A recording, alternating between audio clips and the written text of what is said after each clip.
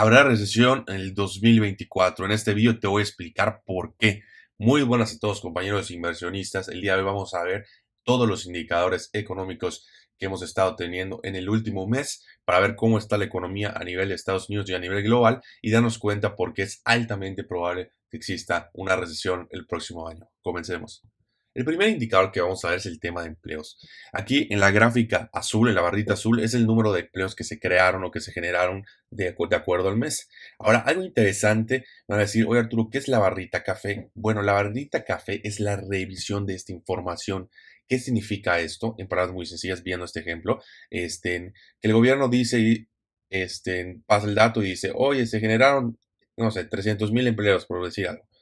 Y luego pasan 15 días, un mes después y dicen, ¿sabes qué? No fueron 300,000, me confundí, fueron 280,000, fueron menos, ¿no? Entonces, cuando la barrita café es más chica que el azul, simple y sencillamente significa, que acá lo vamos a ver en rojo, significa que el gobierno se confundió entre comillas y dio un número muy optimista, si lo quieren ver así, ¿no? Y es algo muy interesante que en lo que va del año, prácticamente en todos los meses, siendo la excepción julio y octubre, ha habido una revisión a la baja. ¿No? Y esto va un poco con la retórica de que el gobierno ha estado maquillando un poco la información económica para que, pues para que las cosas no parezcan tan mal como a lo mejor están, ¿no? Y no lo estamos inventando, de hecho, literalmente lo hicieron el año pasado cuando Estados Unidos cayó en una recesión técnica, hablando de la definición técnica que siempre se había manejado, claro, fue pequeña, pero es otro tema, y la Casa Blanca salió con un comunicado diciendo simple y sencillamente, no, pues cambiamos la definición de recesión, entonces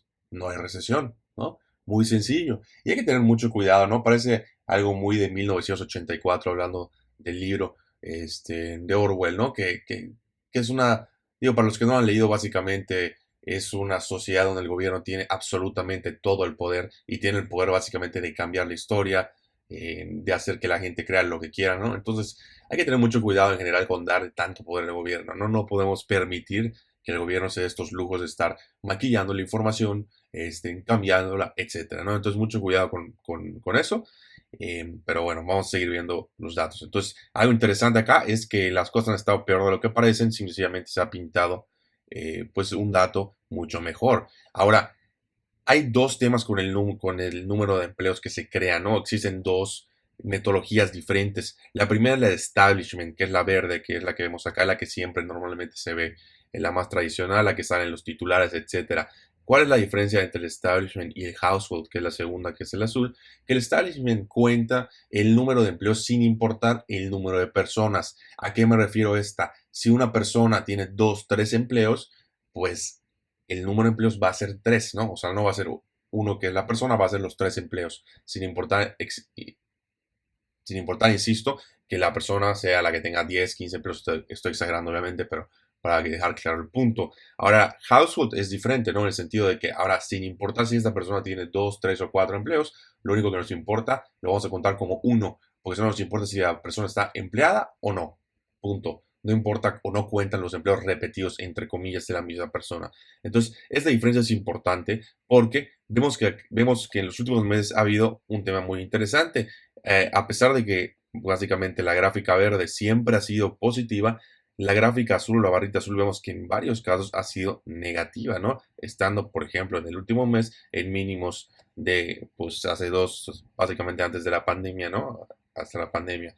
Entonces, esto es interesante que veamos que tantas personas se están quedando sin empleo, pero al mismo tiempo vemos que el número de empleos en total ha estado subiendo. Entonces, yo creo que esto nos marca la retórica que estamos observando en Estados Unidos, que básicamente no es una economía fuerte, ¿no? Todo lo contrario, es una economía mermada por la inflación, que ha tenido inflaciones altísimas, sobre todo para lo que Estados Unidos está acostumbrado, y esto ha generado que las personas se vean obligadas a tener más de un trabajo, ¿no? Porque no les da, ¿no? A lo mejor tienen su empleo normal y las noches hacen otra cosa, o a lo mejor tienen dos o tres empleos diferentes, algunos de fines de semana, etcétera, ¿no? Y eso es lo que está sucediendo, lo vemos claramente en la gráfica, porque el número de personas o sea, empleadas en general ha estado negativo, pero a pesar de esto, el número de empleos ha subido y la única explicación lógica es esto, ¿no? Que una persona está teniendo en promedio más empleos de lo que tenía previamente, ¿no? ¿Y por qué haría esto una persona? Normalmente por los problemas económicos. En este caso estamos hablando del tema de la inflación, que sabemos que el costo de vida ha aumentado bastante en Estados Unidos y obviamente si a lo mejor te da un empleo, hoy en día ya no te da porque los sueldos no han subido en proporción. Entonces, es un tema bastante importante. Ahora, ¿cómo está la diferencia? Es exactamente lo mismo que estamos viendo, pero bueno, acumulado, ¿no? Y vemos cómo, acumuladamente hablando, pues ya se está viendo una diferencia importante, ¿no? Vemos cómo este gap se está haciendo cada vez más grande. Normalmente iba bastante seguido, llega 2022, llegan los problemas inflacionarios y vemos este gap importante que se empieza a realizar, ¿no? Entonces, aguas con la información, siempre por eso es importante checar los dos datos, tanto el establishment porque el de household. Porque si tú ves solo el del establishment, pues dices, bueno, los datos no están tan mal, se siguen creando empleos, todos felices. Ahora, si ves household, te pinta otra diferente historia. Y si juntas los dos, te das cuenta que en promedio una persona está teniendo más empleos de los que tenía previamente. ¿Ok? Entonces, muy importante siempre sin analizar la información, considerando pues toda la información disponible, vaya la redundancia. Ahora, ¿cómo ha estado la tasa de desempleo? La tasa de desempleo ha estado subiendo, llegó a estar a mínimos históricos en enero y en abril del 3.4%. Ahora, esto poco a poco ha estado subiendo hasta un 3.9%. Ahora, no significa que un 3.9% sea una tasa alta per se.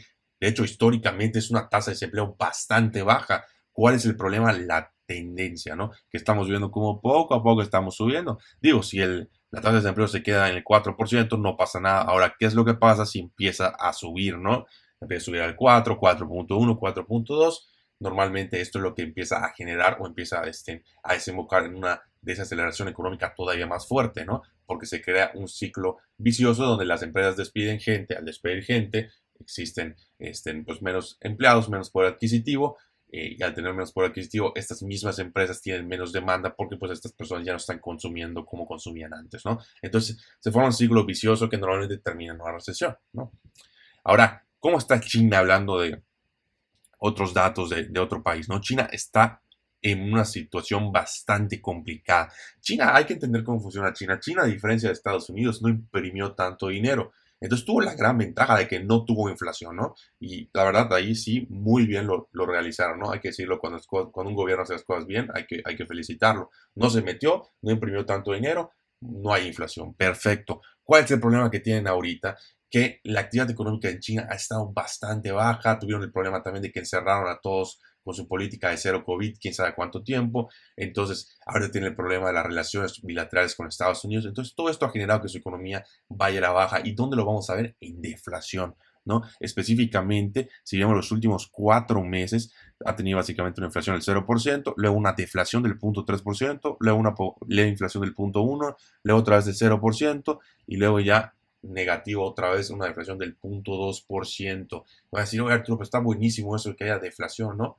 No, no. A pesar de que sí el dinero vale más, hay que entender por qué sucede esta deflación, ¿no? O qué causa la deflación. Y normalmente la razón es que la gente no está consumiendo, ¿no? La economía no está bien, la gente no tiene dinero para comprar y al no tener este dinero para poder adquirir bienes, servicios, lo que fuese, lo que sucede es que obviamente las empresas se ven obligadas a bajar sus precios. Entonces, al bajar sus precios, también tienen que, obviamente, ajustar su estructura de costos porque están viendo menos venta y también empieza ¿cómo se dice?, a despedir personas. De hecho, específicamente en China tenían un dato que era la tasa de desempleo de la juventud, y creo que llegó a estar en un 35%, algo así, no, creo que me exageré, como 30%, 28, 30%, que es una brutalidad, nada más, imagínatelo, 1 de cada 3 jóvenes no tiene empleo. Obviamente, China aplicó un poquito lo que hizo Estados Unidos y digo sencillamente, este indicador ya no lo vuelvo a publicar. Ya está. Si no lo veo, no existe, ¿no? Entonces, otra vez estamos viendo ya alguna problemática con la información de los gobiernos.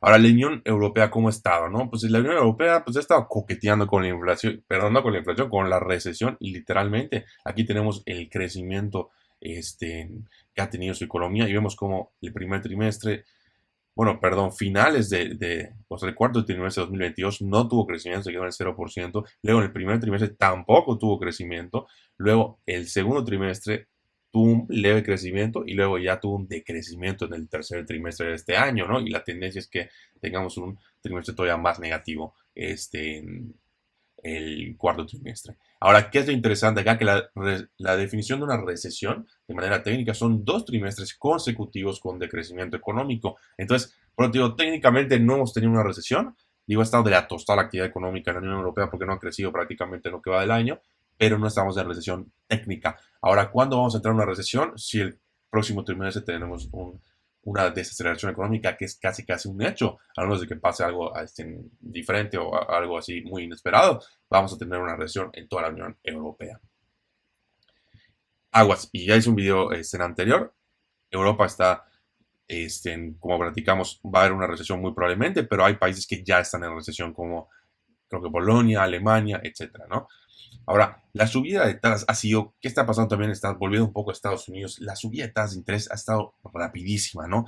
Vemos acá las tasas de interés en los últimos, básicamente, 23, 25 años, ¿no?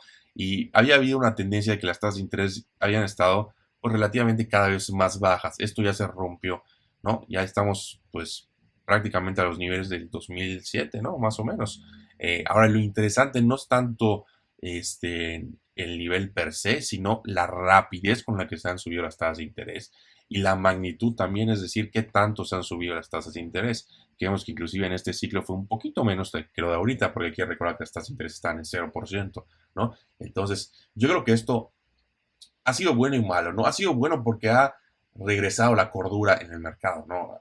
Cuando las tasas estaban al 0%, existían empresas que la verdad no deberían de existir, estaban perdiendo dinero, pedían más dinero, volvían a perderlo, pedían más dinero, volvían a perderlo, y era increíble. Pero como la tasa de interés o el dinero era tan barato, pues la gente no le importaba seguir dando dinero a estas empresas que la verdad es que nunca iban a ser rentables y muchas ya están en bancarrota al día de hoy, ¿no? Entonces creo que ha sido bueno, pero también tiene muchos efectos negativos, como lo que ya platicamos con los bancos, que hemos visto varios videos que tienen allá pérdidas muy importantes que en algún momento van a tener que realizar, en teoría.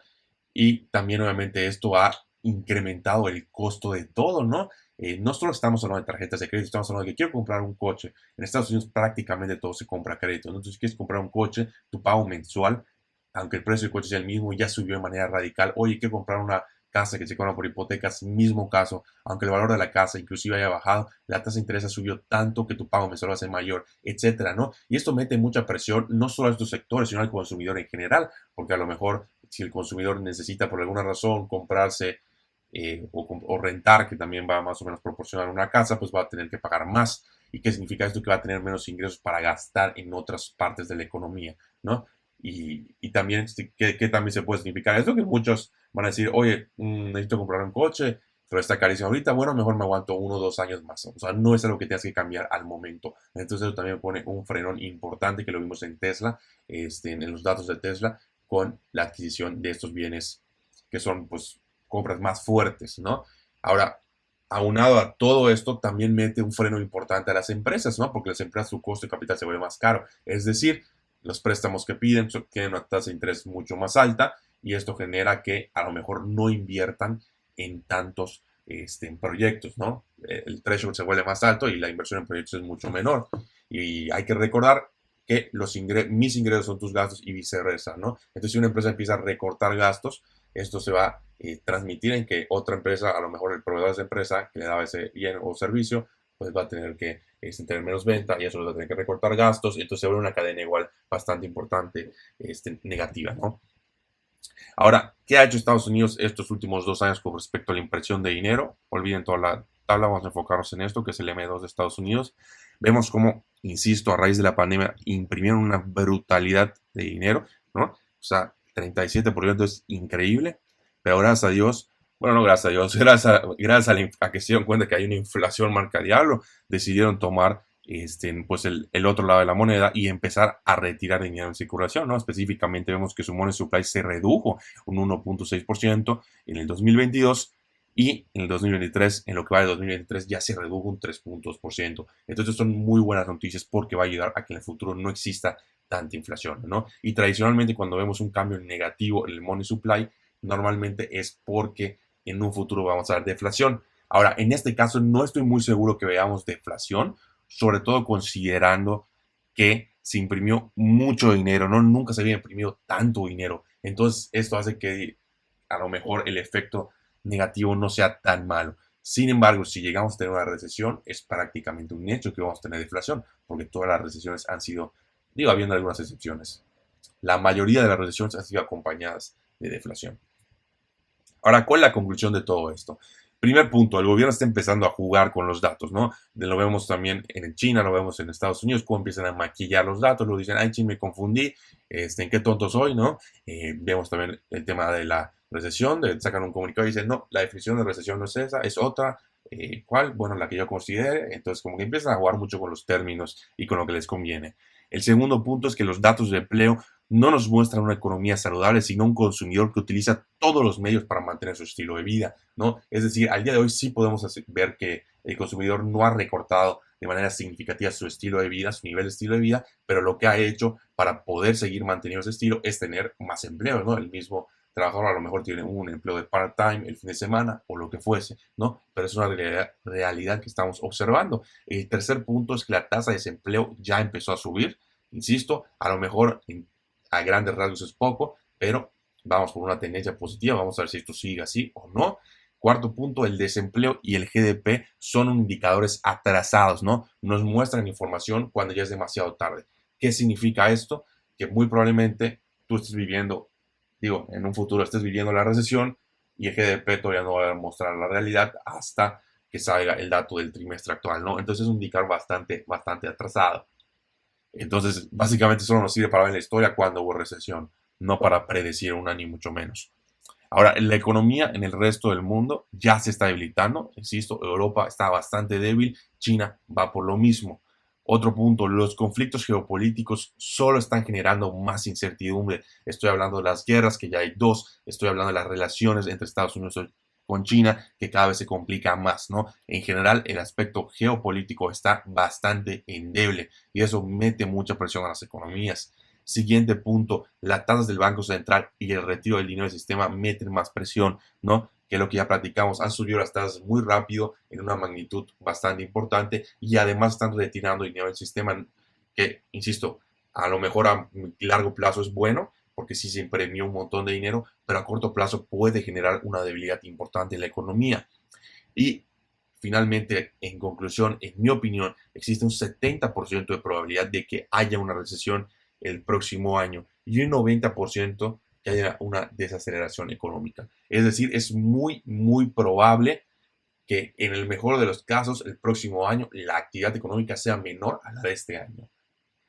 También es probable que haya una recesión y existe un 10% de probabilidad de que se arreglen todos los problemas, las cosas salgan bien y la economía se mantenga o incluso acelere. Vamos a ver qué sucede.